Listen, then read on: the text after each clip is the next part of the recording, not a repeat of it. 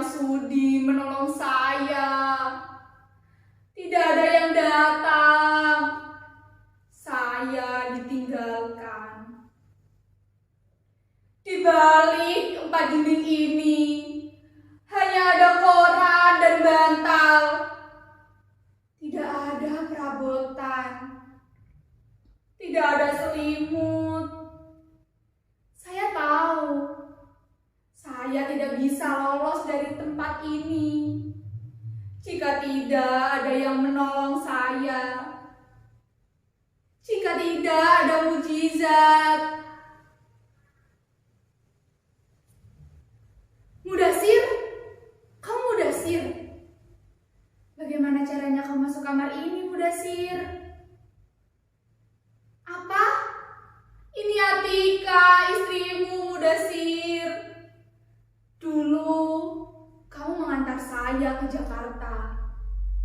Kita berpisah di Bandara Soekarno-Hatta. Selepas itu, kamu mengirim surat kepada saya. Kamu bilang bahwasanya kamu langsung pulang kampung untuk merawat sawah-sawah di sana. Selepas bencana datang, kamu tidak pernah mengirim surat kembali. Tapi Mudasir, kenapa? Ini saya, Atika, istrimu, Mudasir. Dulu kamu sering memuji saya dengan kecantikan yang alami, tanpa adanya gincu dan bedak. Saya tahu, saya tidak secantik dulu lagi. Siksaan ini membuat wajah saya tidak secantik itu. Tapi Mudasir, kamu menikahi saya lahir batin kan? Kamu tidak perlu menikahi saya karena wajah saya saja. Kalau memang benar begitu, Mudasir, tolong selamatkan saya dari sini. Kita tidak perlu melapor ke polisi maupun Menteri Tenaga Kerja. Lalu kita pulang kampung bersama. Kita hidup senang di sana, Mudasir. Ini benar, Mudasir. Kami hanya binatang penghasil devisa negara. Ucapan pahlawan hanya semboyan saja, bukan kenyataan. Tapi Mudasir, bicara tentang penanganan terhadap TKW seperti saya membuat dada saya sakit, Mudasir. Mudasir, kemarilah Mudasir, agar kita bisa saling menyentuh, agar kita bisa saling bertatapan. Kenapa kamu masih berdiri di situ, Mudasir? Disitulah tempat saya membuang air besar dan air kecil. Di sini, di kamar ini, tidak ada WC, Mudasir. Di sini hanya tempat kecil yang hanya beralaskan koran. Lihat, Mudasir.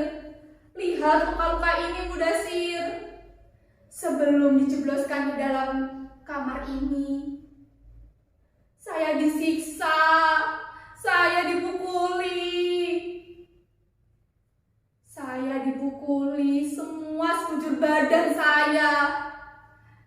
Dari hidung, pipi, dahi, perut. Semua anggota badan saya dipukuli oleh para majikan itu. Saya tidak berdaya, Mudasir. Saya tidak bisa. Saya hanya TKW di sini, Mudasir.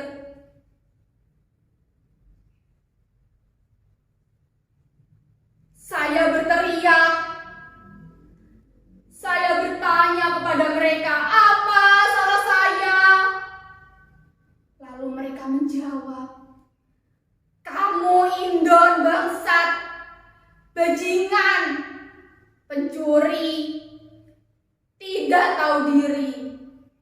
Kata-kata itu terngiang di kepala saya, Mudasir.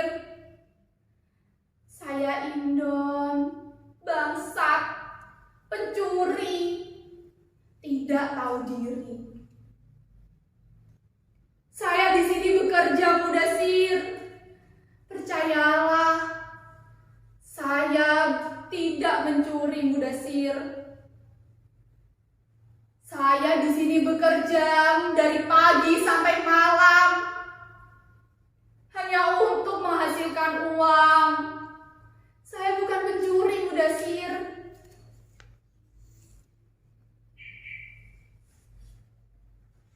Mudasir, percayalah. Percayalah kepada saya, Mudasir.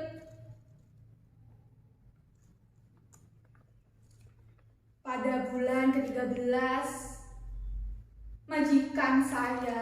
majikan lelaki saya datang menghampiri saya dengan keadaan mabuk.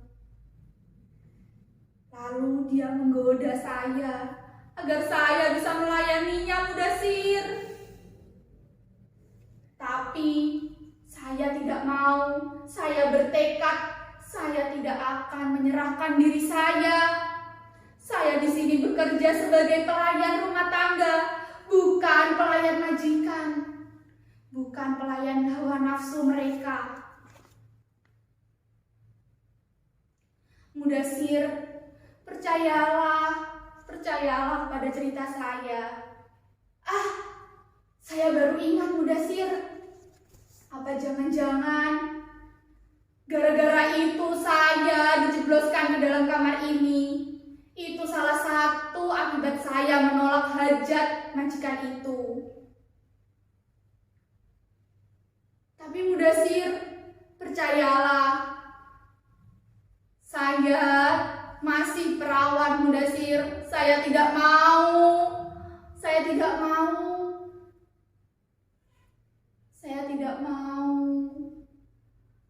tidak terima menerima ajakan majikan itu.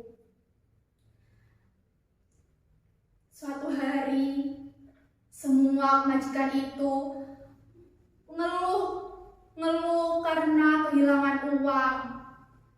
Dari majikan lelaki, majikan perempuan, hingga anak mereka kehilangan uang. Dan saya kambing hitam mereka, Mudasir. Saya yang dituduh, Mudasir. Tidak ada hukum yang mau menerima saya. Tidak ada hukum yang menerima saya. Saya dihukumi sendiri, Mudasir. Mana mungkin hukum itu membela saya, yang kenyataannya saya cuma Indon. Pasti mereka hanya membela kaum mereka saja.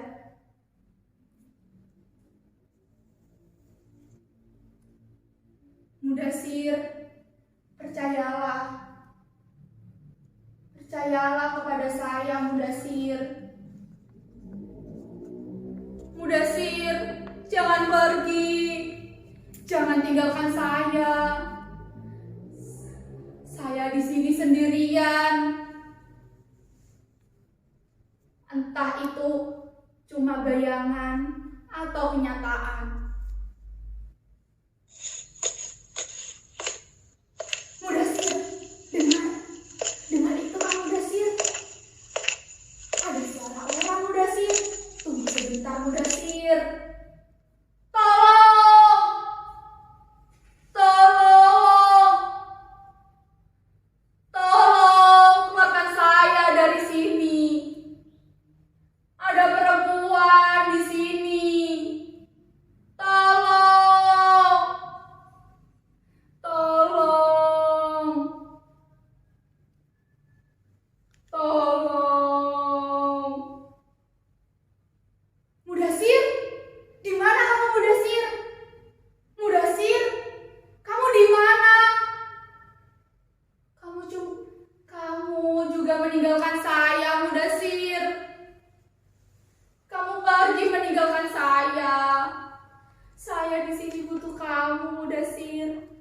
Suami saya pun pergi meninggalkan saya. Saya di sini sendirian. Saya lelah. Saya tidak tahu apakah diri ini mampu menghadapi semuanya. Mungkin inilah memang takdir saya. Takdir saya berada di ruangan ini.